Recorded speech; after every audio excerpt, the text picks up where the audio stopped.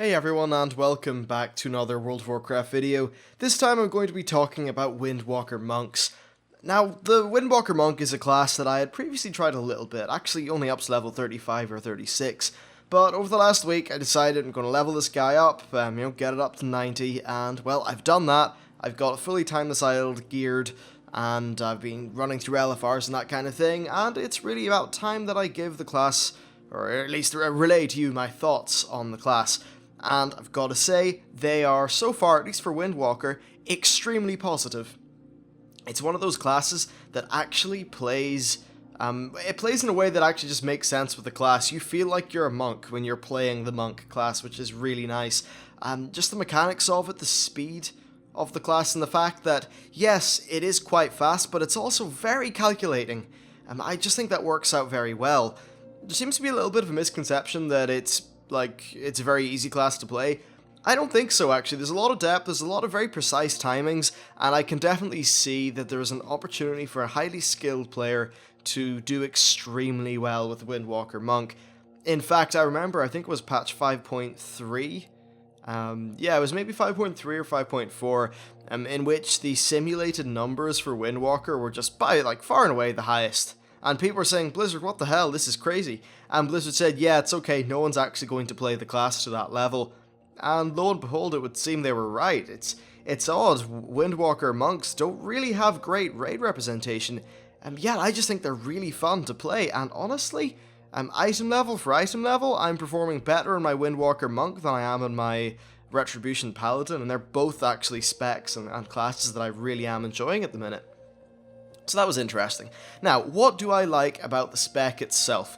First of all, I like the speed, and a part of that is that I like how it scales up with haste. I don't know, it just seems to me that I've been playing the Arcane Mage, I've been playing the Retribution Paladin, and now I'm playing the Monk. These are all classes which scale up really well with haste, and running around the Timeless Isles with the Chi buff, just firing off spells and kicking things really fast, is just a ton of fun.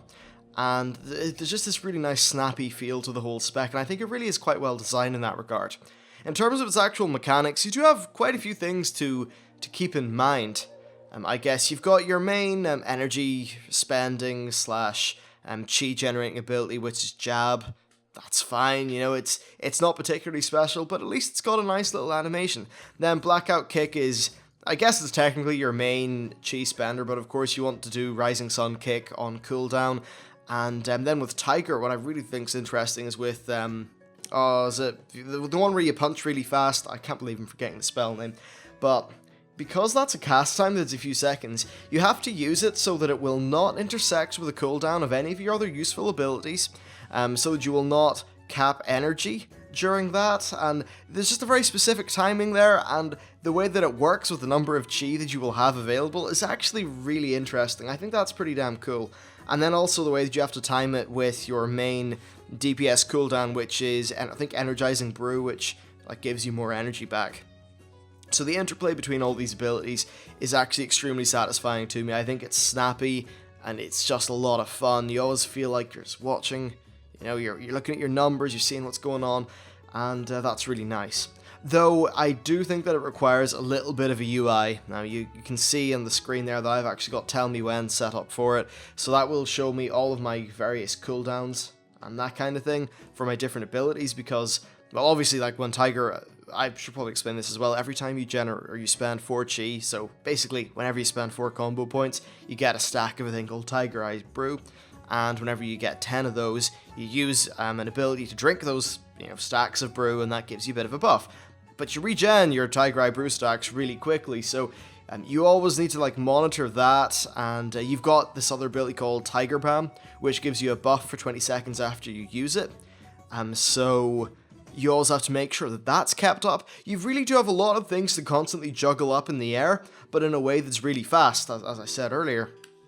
And then the nice thing is that your Mastery will give you free procs for the Tiger Palm thingy, and it will also give you free procs for Blackout Kick. And those free procs mean that there's always something being injected in there to change up your thinking process, and to make it so that you can't really plan 7 or 8 moves ahead, or anything like that. And it's what I actually am really enjoying about this class being a priority system. and really it's what I like about priority systems in general. When mixed in with procs, they can feel a lot more dynamic and a lot more reactive, and you feel like you are rewarded for actually paying attention rather than just having your class completely committed to muscle memory. Sometimes I would have a bit of an issue in my hunter where I would just have my spells kind of on muscle memory, and I know hunters aren't strictly rotational, and you know, sure, you want to watch your energy and spend things properly, but I just think that the monk certainly does benefit from being a newer design of class. And that brings me on to another point, leveling up the monk. The monk is one of those classes which actually felt great when I was leveling it up, because you got jab, and then you got your tiger palm, and you got blackout kick very quickly. You got your bread and butter spells. You got the spells that would keep you going throughout the whole game, the spells that at least would be a part of the core of your endgame experience. It meant that you always felt like you were building upon one blueprint as you leveled up on your Windwalker Monk, and I think from the perspective of teaching new players how to play a class, that's a great way to do it.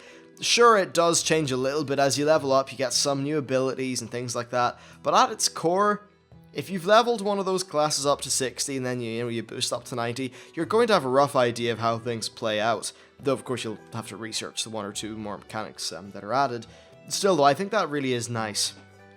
And it's definitely a very different situation than what I experienced on my Shaman. It's only level 10, and I know obviously the class is in no way fleshed out by then, but it didn't feel as cohesive as quickly as really the way things worked out with the monk, where I just immediately felt like I was sinking into a nice priority system even at level 12, and that was really cool from a leveling perspective. And honestly, when I compare the monk to a lot of the other classes that I've played leveling up, the same thing still holds true. I just think it's a really solid class for leveling, which was pretty damn nice. And then another nice thing about the leveling actually is that whole Zen pilgrimage thing. You get the 50% buff. That was fun. And then in terms of other endgame things, I love the mobility of the monk. It's just fun. You can use your big dragon kick to soar across the map. You can use your roll with the momentum perk or talent thingy to travel and sort of reposition mobs and do all these various things. You feel like a monk again because you're really active and mobile, and that's great. I really do like that. It's funny, I feel like this class is so well designed. So well designed.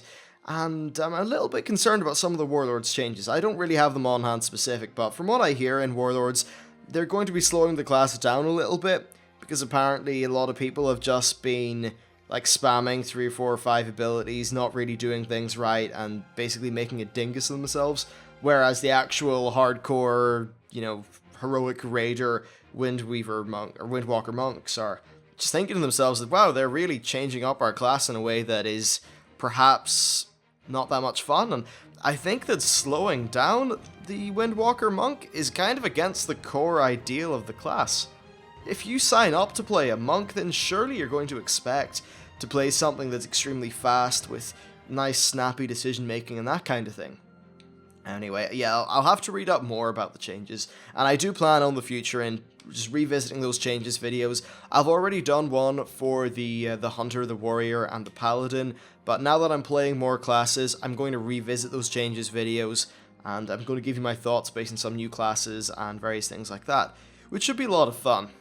Let's see, so in terms of other things to talk about the monk, well, in terms of its other 2 specs, I've heard that Mistweaver suffers from 1 or 2 problems in that it takes a lot of setup and ramp up to do effective healing, and honestly, I'm not much of a healer anyway. I don't know if I'm going to try this class out as a healer, but from what I hear as well, the Brewmaster is actually a hell of a lot of fun, because it's a very offensive tank, it's got a very powerful taunt, and in general, it just feels kind of active to play.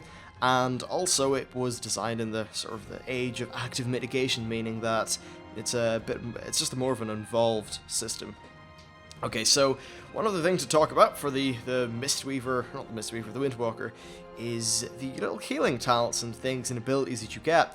I actually think it's really fun. I'm using the Chi healing ability that's to the, I think it's to the leftmost part of your talent tree. Not 100% sure in the name, but between that and the various stuns that I have, and then your main expel harm, I just feel like the healing kind of, like passive healing to your own character is really interesting there. You can stun an enemy while, you know, you heal or wait for a stack or something to fall off. It just feels like you have a decent amount to work with there. And if combat does get hard, you can try to roll away or use your Jade Serpent kick thingy to zoom off away. Lots of options there. And I really do appreciate having those options. That's pretty cool. Then also the Storm, Earth, and Fire. I haven't actually used it much yet. I haven't had much reason, because of course most bosses are just single target, though I have seen a really cool mouse over macro which should make that a little bit more manageable. However, it does seem like a rather clunky build. Ability. It seems like a really cool ability, don't get me wrong, but it just seems clunky in its implementation. So I'm not 100% sure how they're going to change that up.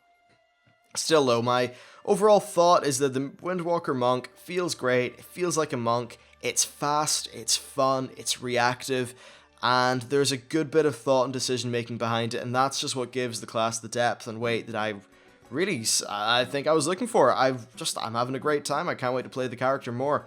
But anyway, that's it for this video. I implore you, go try out a monk, because I'm absolutely having a blast with mine. Anyway, that's it for the video. Do let me know if you've been trying out any new classes recently and what you've thought of them. I'm not too sure what my next class will be. I'll probably move on to the DK after I get my videos done for the Prot Paladin tank, the Warrior tank, Warrior Fury, and Warrior Arms. I've been playing that class for ages, so that should be easy enough to do. I also want to do basically videos in the Fire and Frost Mage as well. I just find that it's really fun to explore all the various specs that are in the game, and I'm having a blast doing it actually.